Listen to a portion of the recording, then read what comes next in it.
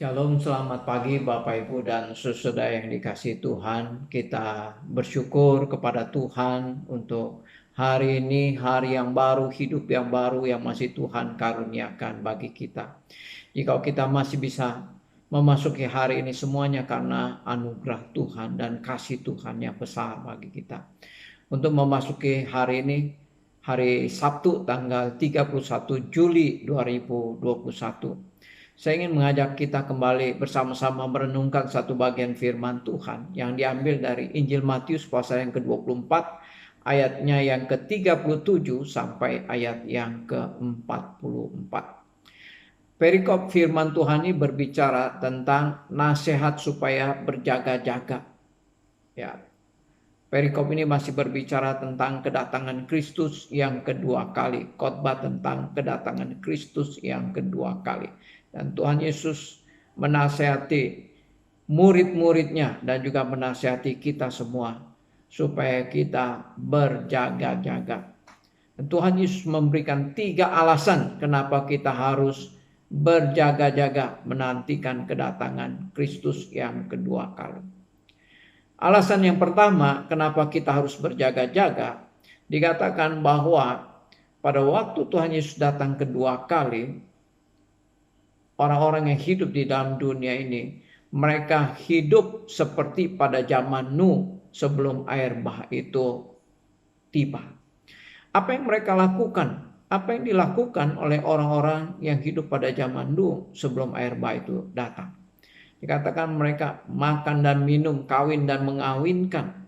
Ya, mereka hanya peduli terhadap perkara-perkara duniawi. Yang mereka lakukan itu semata-mata adalah untuk kesenangan diri mereka. Mereka mengejar kesenangan diri mereka, mengejar kesenangan daripada dunia ini.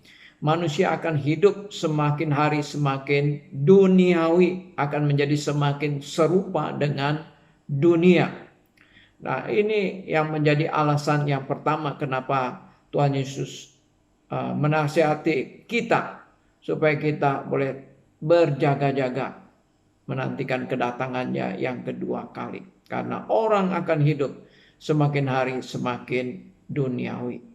Nah, kalau kita memperhatikan orang-orang yang hidup pada zaman ini, di tengah-tengah dunia ini, ya, semakin lama semakin serupa seperti orang-orang yang hidup pada zaman Nuh.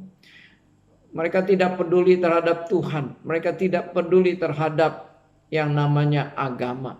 Mereka akan hidup mengejar kesenangan-kesenangan duniawi.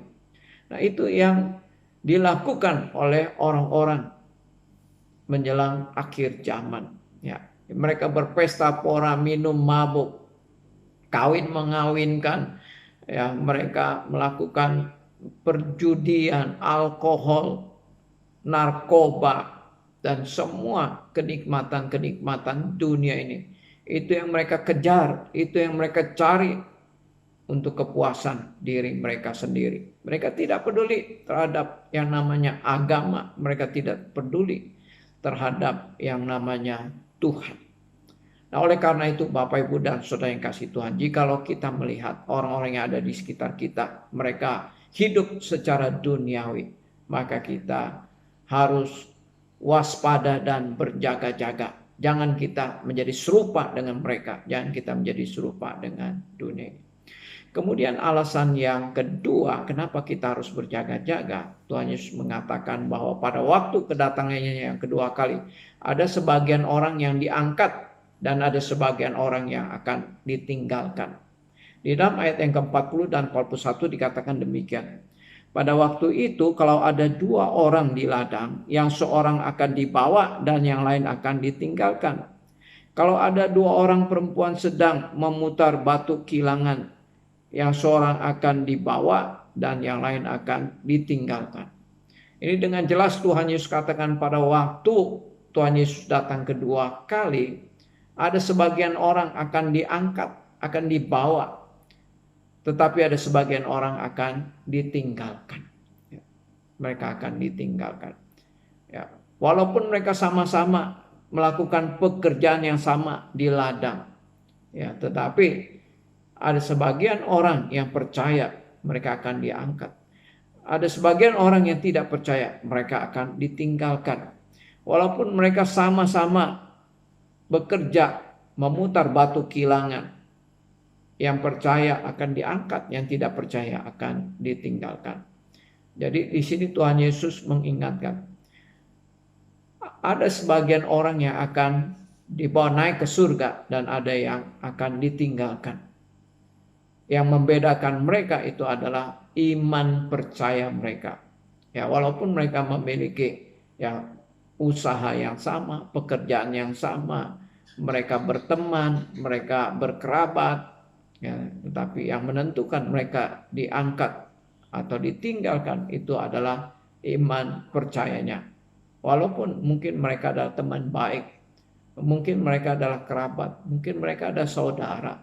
Tapi kalau mereka tidak percaya kepada Tuhan, maka mereka akan ditinggalkan. Kalau mereka percaya kepada Tuhan, maka mereka akan diangkat.